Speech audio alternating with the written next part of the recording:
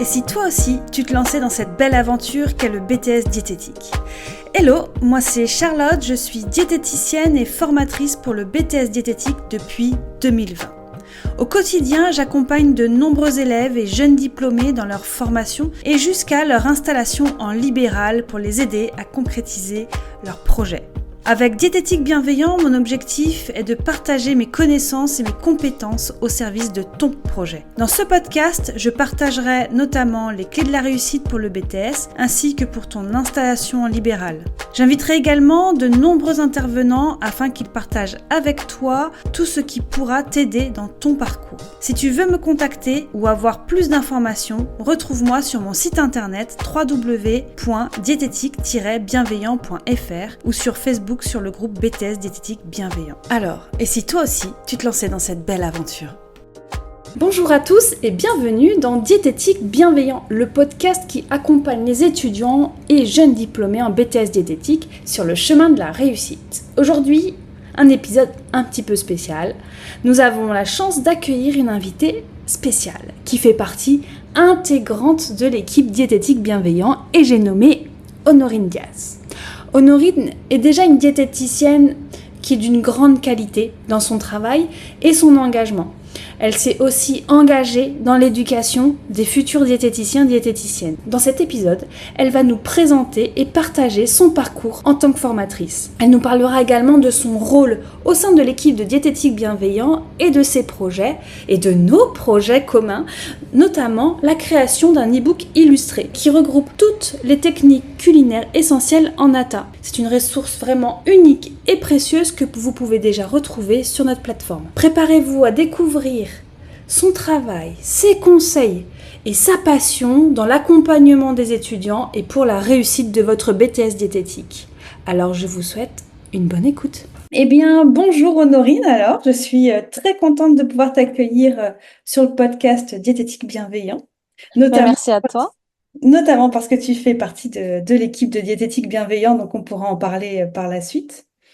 Mais pour commencer, déjà pour ceux qui ne te connaissent pas, qui n'ont pas eu la chance encore d'avoir des cours avec toi ou d'avoir un de tes essentiels, est-ce que tu pourrais te présenter et parler un peu de ton parcours? Alors, je m'appelle donc Honorine Dias, j'ai 28 ans. Au niveau de mon cursus scolaire, j'ai fait un bac ES, spécialité mathématiques. Je ne savais pas forcément ce que je voulais faire, donc voilà, j'ai pas été en S parce que moi et l'SVT, c'est pas trop ça. Donc du coup, j'ai pris ES. Ça s'est relativement bien passé. Je savais pas forcément quoi faire en post-bac. Je suis allée en BTS comptabilité gestion des organisations, donc CGO. Maintenant, je crois qu'ils l'appellent CG, BTS CG, donc comptabilité gestion. Euh, bon, voilà, BTS qui s'est relativement bien passé aussi. Après, je savais que je voulais aller dans les RH, donc je savais que je voulais pas être comptable, donc ça c'était sûr. Mais voilà, c'était un BTS qui allait me permettre de pouvoir aller en licence et après en master au niveau des ressources humaines. Donc après le BTS, j'ai fait une licence RH qui s'est pas trop bien passée. Donc bon, je suis tombée dans une entreprise qui m'a un peu dégoûtée voilà de ce monde-là et des horaires de bureau, tout ça. Et donc, c'est après cette licence que je me suis réorientée pour du coup faire le BTS diététique. Après l'obtention du BTS diététique, j'ai fait directement le DU à la faculté de médecine de Montpellier sur la nutrition de l'obésité et ses complications métaboliques. J'ai fait aussi en parallèle un an de naturopathie et j'ai continué à me former avec les formations en diététique psychocomportementale de Florence Appart. Ok, donc c'est pas mal déjà. Déjà, tu Voilà, oui. as un beau bagage pour ton jeune âge. Oui. Ok, bon, bah, très bien, merci. Et donc, est-ce que tu peux nous dire un petit peu pourquoi tu as choisi ce BTS diététique? Parce que de prime abord, c'était pas du tout ce que tu allais faire. Par contre, tu avais quand même un bon bagage, j'imagine, à la base, parce que si tu faisais S, après tu as fait gestion, donc déjà tu as des matières peut-être qui ont été peut-être plus faciles pour toi pour le BTS. Est-ce que tu peux nous dire un petit peu déjà pourquoi tu as choisi le BTS diététique? Ben, déjà en première année de BTS compta, j'avais déjà en tête ce BTS parce que bah, c'est vrai qu'en première année de BTS compta, je me remettais un peu en question en mode est-ce que vraiment j'ai envie de faire ça? Et je m'étais déjà renseignée à l'époque pour faire le BTS diététique. Et en fait, vu que moi je viens pas d'une branche scientifique, même si bon, j'ai fait un bac ES spécialité maths, mais c'est vrai que moi, les SVT, tout ça, c'était pas trop mon dada. Et j'avais vu qu'il fallait que je fasse 1 an de remise à niveau pour après refaire le BTS pendant 2 ans et tout. Et à l'époque, je me suis dit, flemme, quoi. Je vais continuer dans ce que je fais. Et puis, bah, tant pis pour le BTS diététique. Même si, voilà, au quotidien, la nutrition, la diététique, c'était quelque chose qui me passionnait. Je lisais beaucoup de livres par rapport à ça. J'adorais faire à manger, faire les courses. Donc, voilà. C'était déjà beaucoup dans mon quotidien, on va dire, la diététique. Et après, c'est vraiment un licence RH, où ça a été une année assez compliquée, où ben, le BTS est revenu dans ma tête. J'avais aussi en tête la naturo, parce que tout ce qui est l'hygiène de vie, tout ça, ça m'intéresse aussi énormément. Et il se trouve qu'on m'a conseillé de vraiment commencer par le BTS diététique pour avoir, on va dire, une base solide par rapport à ça et aussi parce que c'était un diplôme d'État reconnu par l'État et la naturo, les écoles de naturo, c'est pas du tout reconnu. Donc à l'époque, voilà, on me disait fais attention, vraiment reste dans quelque chose de reconnu.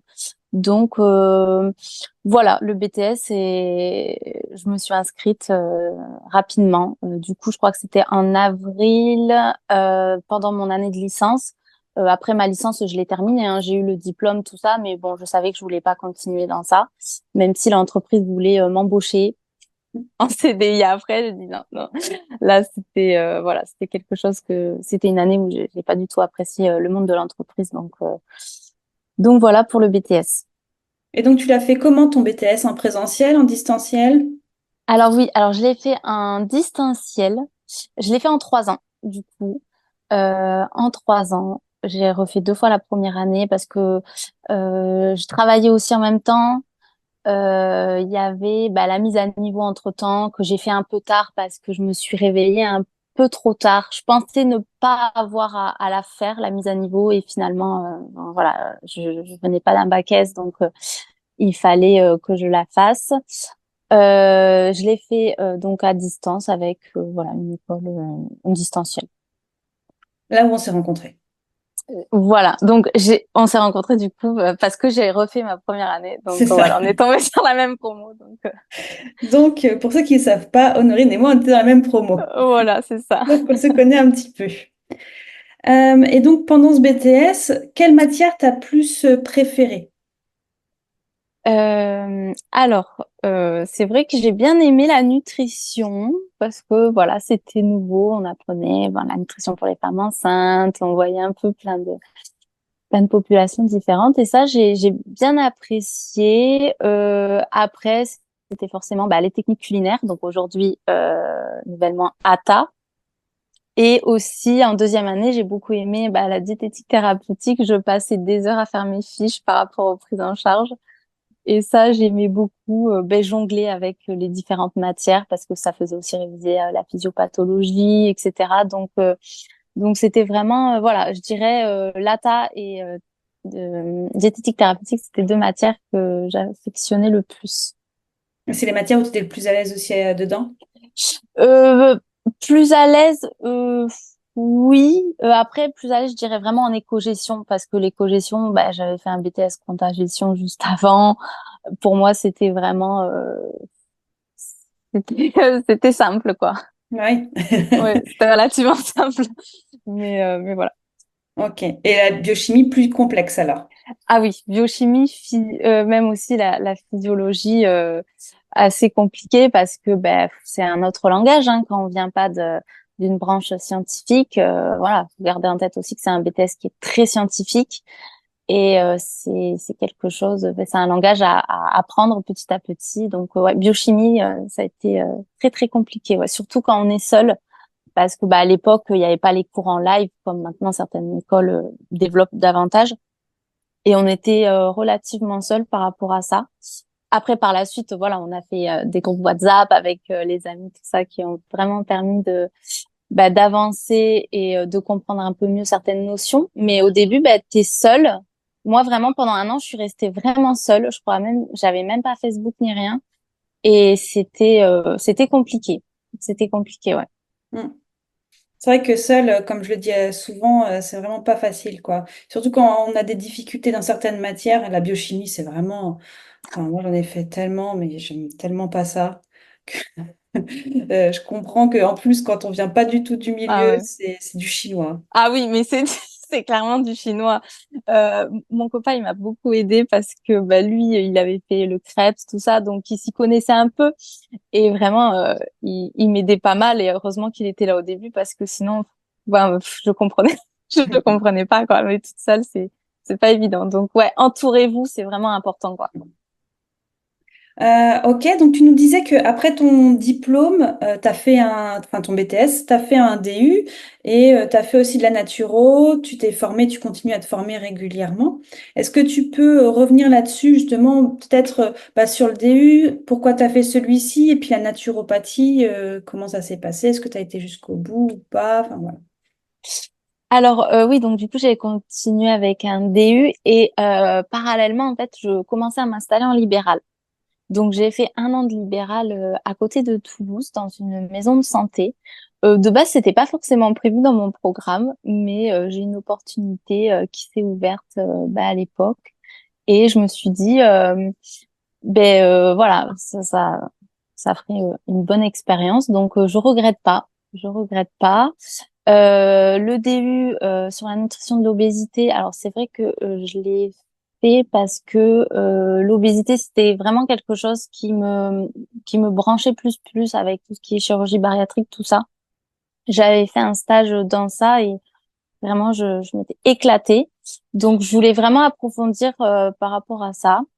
Après la naturopathie, c'est vrai que c'est aussi quelque chose qui m'intéressait et j'ai fait juste un an pour, on va dire, pour personnellement, pas forcément pour aussi pour peut-être donner des petits plus à mes patients, mais pas forcément pour me dire naturopathe, pas du tout. C'était voilà, personnellement, je voulais un peu plus m'intéresser à ça avec la gestion du stress, tout ça. Donc voilà pour ce qui est de la naturopathie. Donc je me suis installée donc un an en libéral. Après, j'ai arrêté. J'ai fait de la formation en restauration, donc j'étais responsable cuisine, tout ce qui était voilà de l'hygiène, de la sécurité, un peu de nutrition avec les allergènes, tout ça.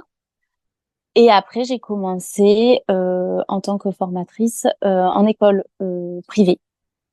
Ok. Et quand tu dis restauration, c'est restauration collective Mm. ou plutôt commerciale? Les deux. Il y a eu Ok. les deux, ouais.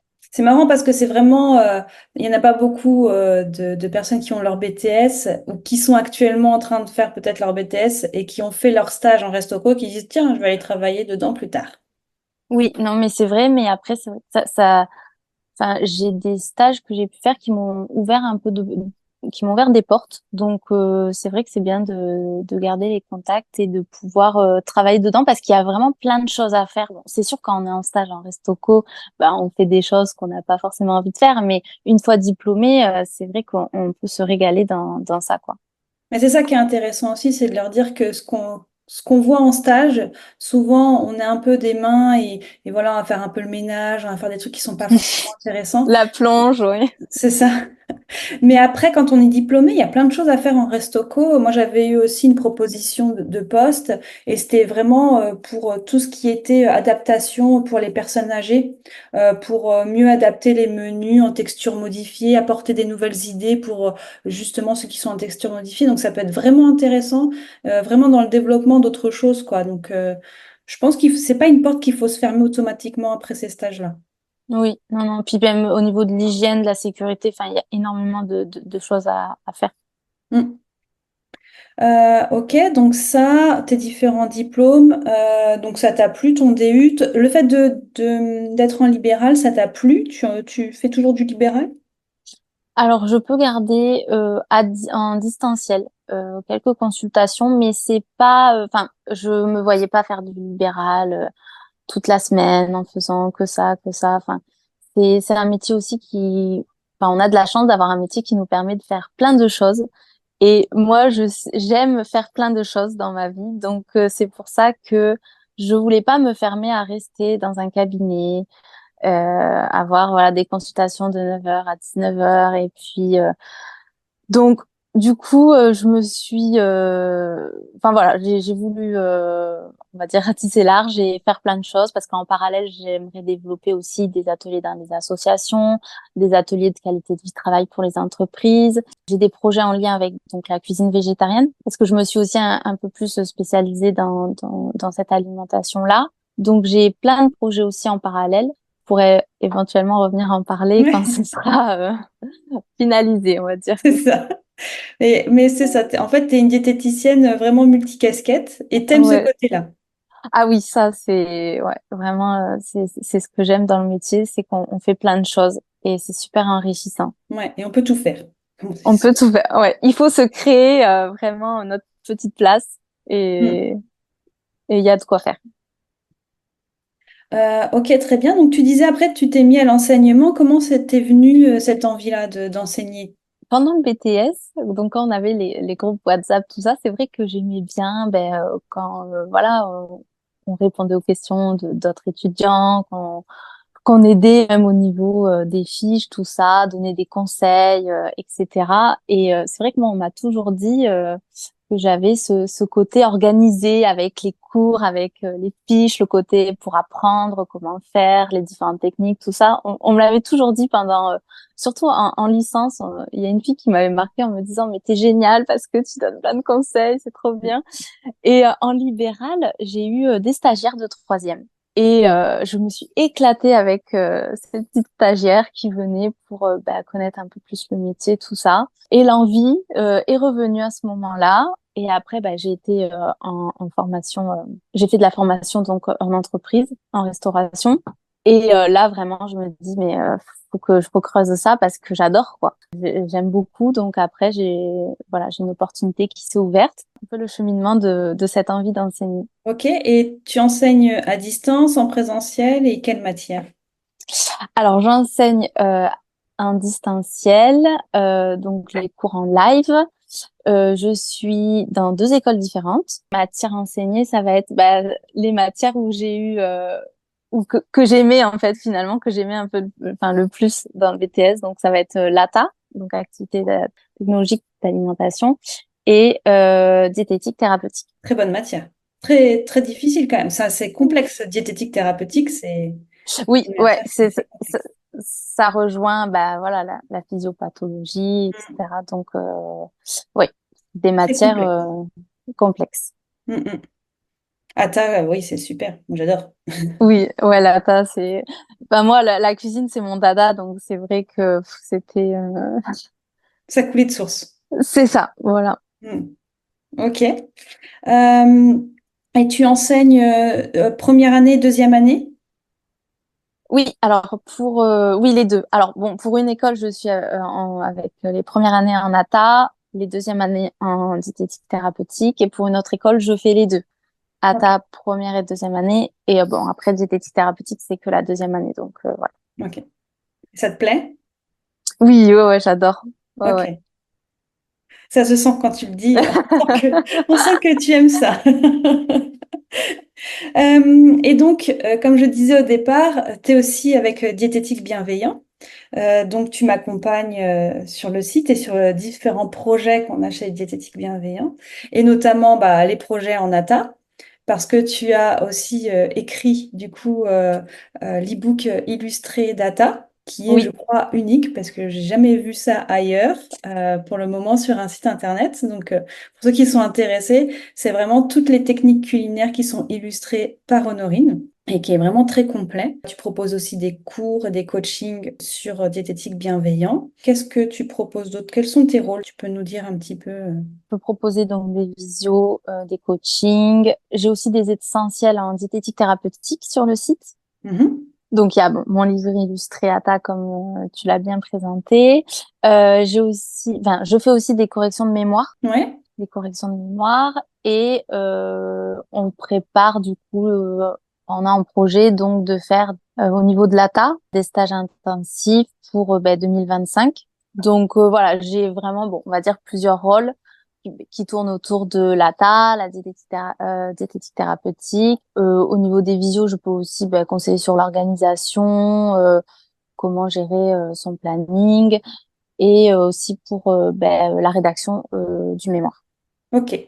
Ouais. Donc, s'il y en a qui sont intéressés, hormis moi, c'est vrai que Honorine propose les corrections de mémoire. Je sais que c'est beaucoup demandé, donc Honorine aussi en corrige. Si on propose du coup des corrections un peu plus rapides, on va dire un peu plus express en visio, et Honorine en a fait aussi pas mal cette année de petites corrections comme ça par partie. Et comme elle a dit, donc elle a les fiches de diététique thérapeutique qui sont très intéressantes parce que ça vous permet en fait sur une fiche d'avoir vraiment toute la prise en charge diététique d'une pathologie. Donc ça c'est vraiment intéressant. Et puis bien sûr l'e-book illustré Data et très bientôt en 2025 nos stages intensifs en présentiel où on pourra vraiment vous aider pour l'épreuve Data qui est très très stressante pour beaucoup d'élèves, surtout à distance. Oui. Donc, si on verra peut-être un lieu ou deux, c'est ça, hein, Norine, il y a peut-être deux lieux différents, Oui. un dans le sud et puis peut-être un dans le nord, ou c'est deux dans le sud, je ne sais plus. Oui, on attend encore des réponses, Mm, mais voilà, normalement, il y en a un dans le sud, donc à Aix-en-Provence, mm. qui normalement, voilà. Il nous manque juste à déterminer les dates et le nombre d'étudiants exact et tout ça. Mais ça va être super. Donc, on vous attend. Oui. Maintenant, en ce qui concerne le BTS, pour toi, pour les étudiants qui nous écoutent, qui sont actuellement en première année, deuxième année, ou voire en troisième année, quelles sont pour toi les difficultés les plus importantes dans ce BTS? Alors, les difficultés, ça va être les matières scientifiques. C'est vrai quand on vient pas d'un bac S, tout ça, on peut avoir des difficultés sur ces matières-là. Donc tout ce qui va être physio, biochimie, tout ça. Ensuite, je dirais la quantité d'informations qui est ingurgitée pendant 2 ans. Ça, c'est vraiment colossal. Donc voilà, faut s'y préparer. Et je dirais aussi dans ce BTS, ça va être de trouver les stages thérapeutiques. Vraiment, faut pas prendre ça à la légère. Même quand on dit oui, c'est un BTS difficile, beaucoup disent oui, bon, ça va, j'ai un bac plus 5, c'est qu'un BTS, mais non, non, non, ça reste un BTS quand même très difficile. Et quand on vous dit de rechercher vos stages thérapeutiques au plus tôt, vraiment, faites-le au plus tôt parce que sinon vous allez retrouver dans une impasse où il y a plus de place nulle part et faut ratisser large quoi parce que les stages thérapeutiques on peut les faire à 500 600 kilomètres de chez soi, faut niveau logistique tout ça, enfin c'est aussi un coût financier. Donc voilà, vraiment rechercher au plus tôt pour avoir une place proche de chez Oui, tout à fait. C'est très bien de le rappeler. J'étais avec une élève juste avant toi et c'est pareil. Elle va commencer là, sa première année dans une semaine ou deux. Et tout de suite, je lui ai dit, recherche tes stages thérapeutiques. C'est primordial, quoi. Ça, c'est vraiment, c'est tout de suite. Il faut s'y mettre. Il faut pas attendre même la fin de la première année ou quoi. C'est tout de suite. Tout de suite, vous recherchez tous vos stages. Les restocos, ça va être très simple. Mais stage optionnel, à thème optionnel, ça va être plutôt simple aussi. vous. Après, ça va être les stages thérapeutiques à faire tout de suite. Et ce qui est important, c'est vraiment votre lettre de motivation. C'est Ouais. primordial. Souvent, les élèves négligent cette lettre de motivation et ça joue énormément dans le choix des étudiants. Comme tu disais, tout ce qui est la partie scientifique, pour beaucoup d'entre vous, je dirais la majorité, c'est ce qui est le plus difficile. Donc, en effet, ça, c'est une grosse difficulté. Et puis, l'organisation bien savoir s'organiser, être rigoureux et la masse d'informations. Et ça, c'est vrai qu'il faut éviter aussi de se disperser et d'acheter 36 000 bouquins partout parce que déjà que vous avez une grosse masse d'informations de vos cours, si en plus vous rachetez des livres à droite, à gauche, des cours par-ci, par-là, vous n'allez plus jamais quoi savoir. Non, mais c'est sûr. Vous allez vite vous noyer. Et donc, toi, comment tu penses que, justement, diététique bienveillant ou toi-même, tu pourrais aider les élèves? Bah alors dans l'aide aux étudiants, ça va être vraiment pour être ben on va dire, une interlocutrice, on va dire bienveillante, qui a vécu la même chose parce que finalement, j'ai fait aussi mon BTS à distance et à l'époque, on n'avait pas autant d'aide, de profs à contacter pour avoir une petite visio, pour voilà remonter un peu le moral, pourquoi pas. Aussi, ça peut permettre d'approfondir ses connaissances, hein. Mm. C'est sûr que là toutes les visio coaching que j'ai pu faire pour le mémoire, à la fois voilà les étudiants ça leur fait des révisions sur des choses ou pour l'oral peut-être ils vont être voilà questionnés. Mm. Après, il va avoir tout ce qui aide autour, tout ce qui tourne autour du BTS finalement, que ce soit pour l'installation libérale par la suite, ou l'organisation pendant les 2 ans, ou pendant les 3 ans, si la personne le fait en 3 ans.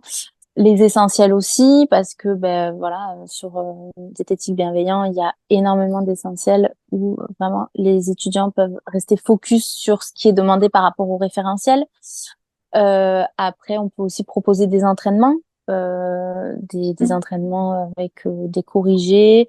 Donc voilà, après plein d'autres. Bon, après, on s'adapte aussi aux élèves. Donc tout ce qui va être les visios, les coachings, tout ça, vraiment, on peut s'adapter aux élèves par rapport à la demande.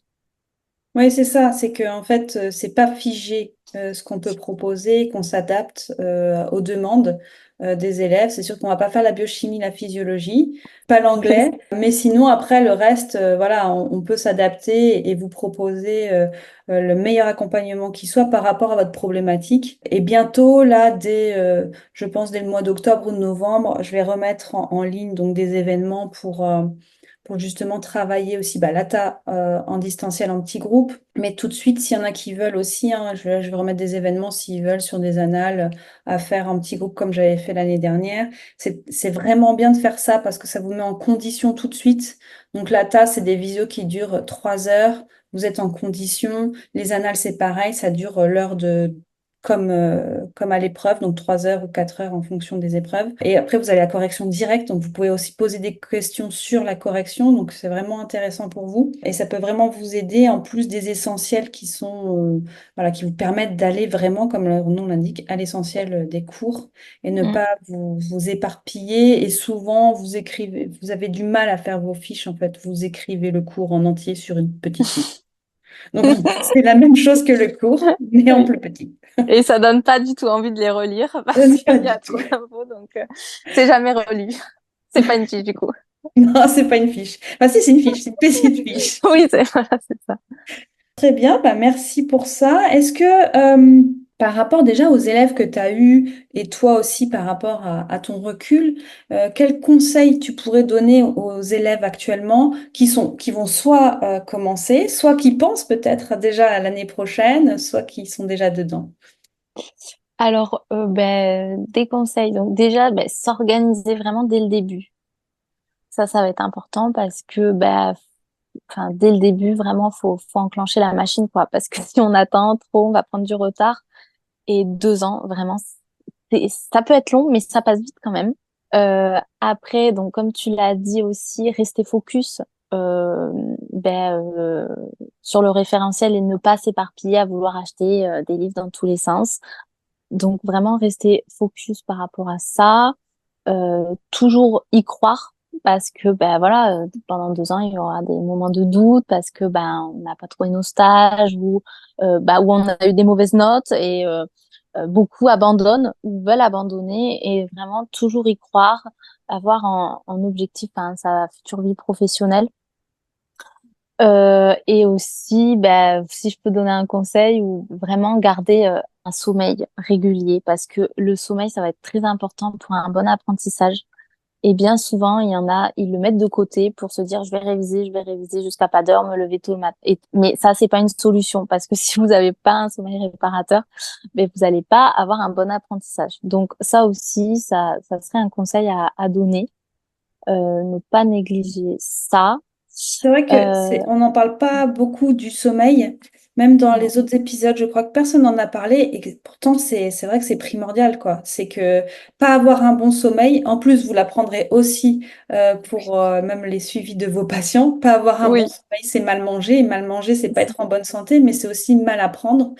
Ouais. et pas être en forme psychologiquement aussi, et pas qu'au niveau du corps. Et donc, franchement, le sommeil, c'est primordial. Moi, là, qui fais actuellement des plannings pour certains élèves pour leur organisation durant l'année, je marque en petite note le sommeil, penser à bien dormir.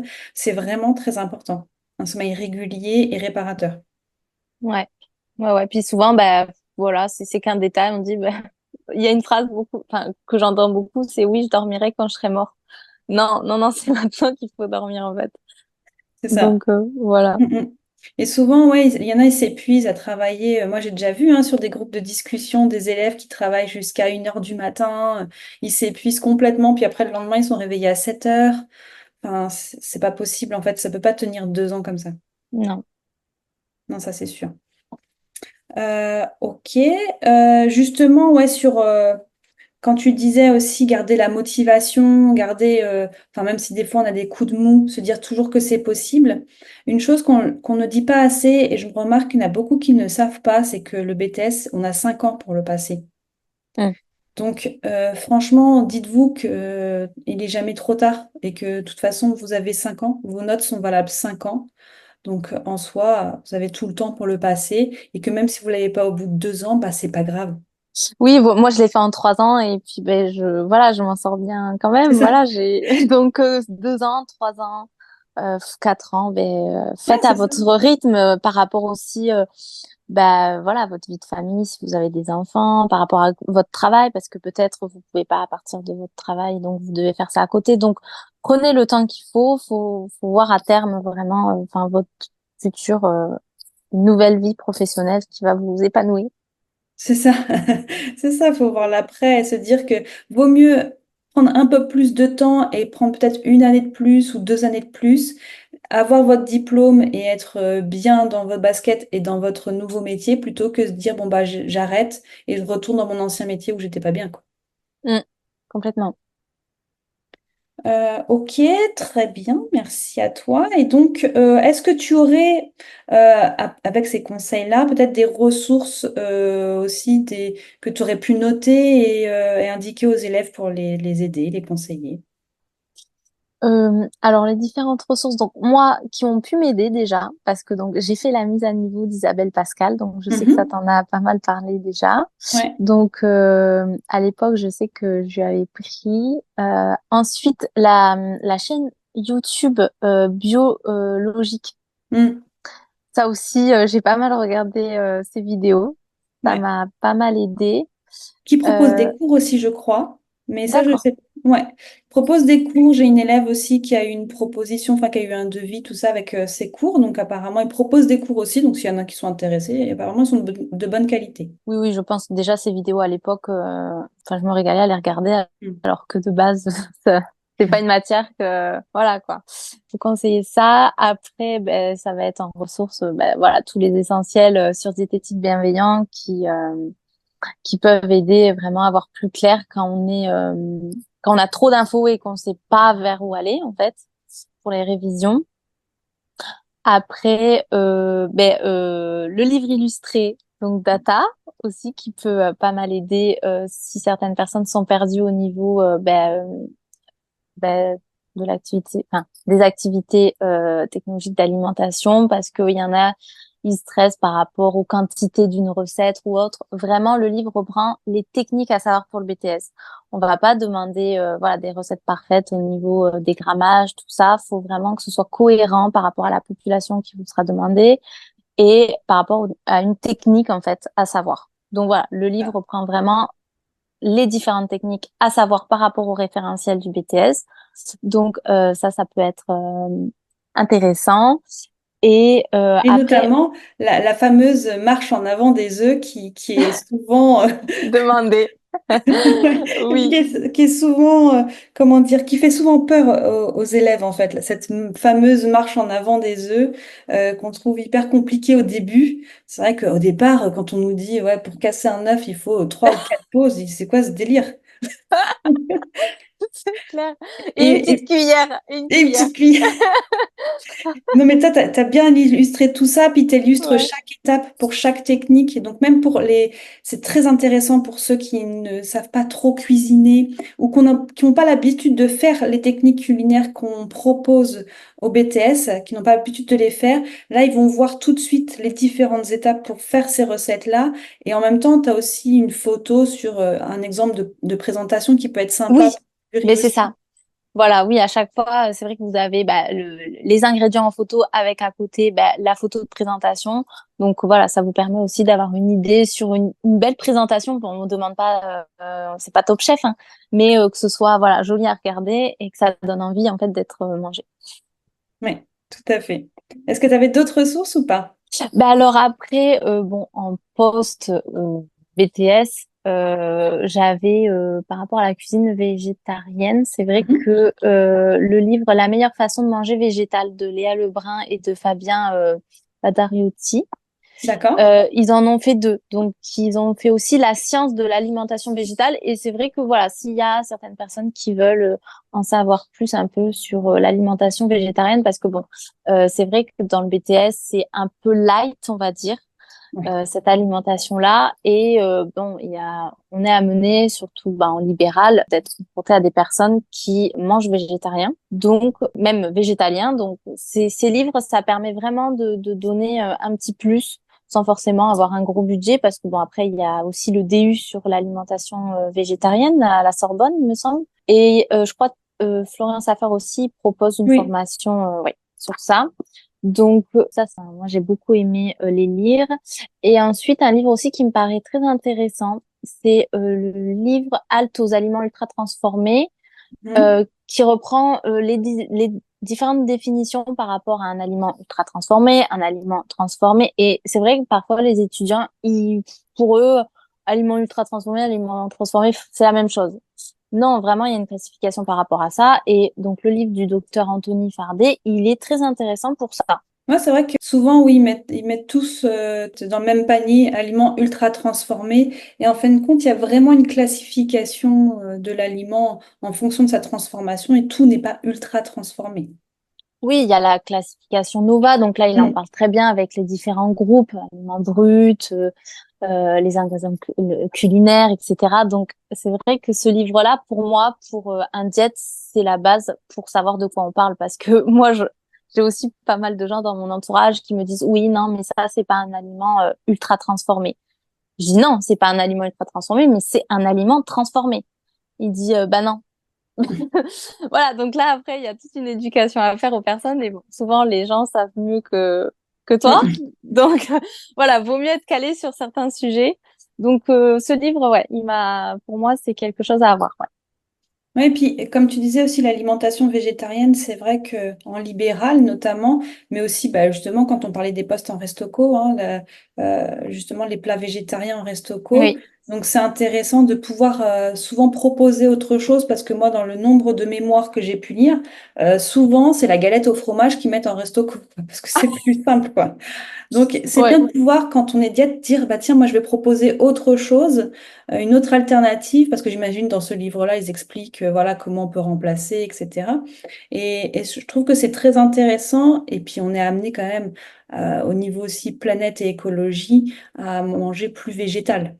Donc, oui, donc c'est vraiment intéressant de ce côté-là. Je pense que de se former ou au moins lire des livres comme ça peut des fois suffire. oui, oui, complètement, oui, oui. Mm, mm. Et le DU que tu as fait, tu le recommandes pour après? Oui, oui, oui, parce que ça va au-delà. En fait, ça complète vraiment bien le BTS parce que on va voir tout ce qui va être psy aussi, ce côté psy, avec ça complète aussi les formations de Florence Laffer par rapport à la diététique psycho-comportementale. Donc on voit vraiment une autre prise en charge par rapport à l'obésité. Pas forcément, il faut être en restriction calorique, il faut arrêter de manger ci, arrêter de manger ça. Donc on voit vraiment bien tout ce qui va être éducation thérapeutique. Donc c'est très intéressant, ouais. Ok. Donc c'était le DU sur l'obésité. Comment il s'appelle exactement? Que les gens, que je puisse le Alors, mettre. DU nutrition de l'obésité et ses complications métaboliques, et c'est la faculté de médecine de Montpellier qui Ok, le dispense. Et je crois que maintenant, parce que moi quand je l'ai fait à l'époque, Florence Affer, il me semble que là récemment, maintenant, il intervient dans le DU. d'accord, ok. Bah, de plus en plus, il intervient dans pas mal de DU. Oui, oui, oui, oui. Donc je crois qu'en plus maintenant, du coup, le DU doit être encore plus intéressant que Ouais. quand je l'ai fait à l'époque, voilà. Ok, très bien. Et bah maintenant que tu nous as dit tout ça sur ce que tu faisais actuellement, comment tu te vois, toi, dans 2 ans ou 5 ans, voire plus, 10 ans, j'en sais rien, 20 ans? Alors, ben, je me vois toujours évoluer ben, en tant que formatrice, enseignante pour les matières donc ATA et diététique thérapeutique. Pourquoi pas ouvrir une école en collaboration avec Diététique Bienveillant? Pourquoi pas? Pourquoi pas? Et aussi, donc, j'ai des projets autour bah, de la cuisine végétarienne. Donc, c'est vraiment bah, une alimentation que j'affectionne particulièrement, que j'aime cuisiner, que j'aime expérimenter. Je suis amenée bah, à faire des ateliers en lien avec cette cuisine parce qu'il y a aussi pas de plus en plus de demandes. Mhm. Et j'aimerais aussi développer une offre pour ce qui est des retraites yoga, bien-être. Donc vraiment intervenir dans ce style de retraite pour proposer à la fois ben, une cuisine donc végétarienne et des ateliers en lien avec cette cuisine. Donc après, faire aussi de la cuisine du monde autour de la cuisine végétarienne. Donc pas rester classique, mais vraiment ben, cuisine indienne végétarienne, cuisine aussi du Moyen-Orient, etc. Donc j'aime beaucoup expérimenter ça. Ok, super, ça a l'air intéressant. Tu reviendras pour nous en Et, parler plus tard. voilà, oui, éventuellement avec plaisir, oui. Quand tu auras tes ateliers, tout ça, comme ça, on pourra parler de tes ateliers, tes conférences et autres sujets autour de ça. Oui. Super. Et est-ce que, bah, finir, peut-être, on peut finir avec une dernière question, savoir où est-ce qu'on peut te retrouver s'il y a des gens qui veulent te poser des questions, te suivre, où est-ce que Ben tu es? alors, je suis pas forcément très active sur les réseaux sociaux. D'accord. C'est pas, c'est pas forcément mon délire au niveau professionnel. Enfin, voilà. Après, donc je suis bah, sur Facebook, on peut me retrouver sur le groupe Diététique Bienveillant, Mhm.